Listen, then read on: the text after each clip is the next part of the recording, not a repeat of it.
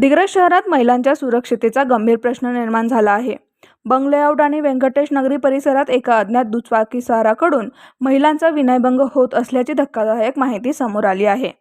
दिग्रस शहरातील बंग लेआउट आणि व्यंकटेश नगरी परिसरात सकाळी फिरायला जाणाऱ्या महिलांना एक अज्ञात इसम लक्ष्य करत असल्याचे समोर आले आहे.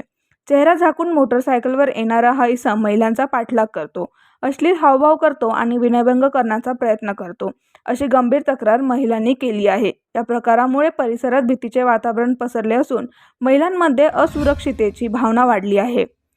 नगर परिषद दिग्रसच्या महिला व बालकल्याण सभापती सौ स्वाती दिनेश धाडवे यांनी या प्रकरणाची तातडीने दखल घेत पोलिसांकडे लेखी तक्रार दिली आहे.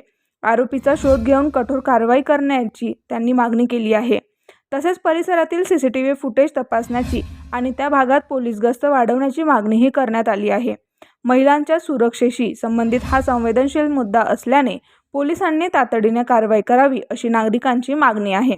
आता पोलीस यावर काय कारवाई करतात याकडे सर्वांचे लक्ष आहे.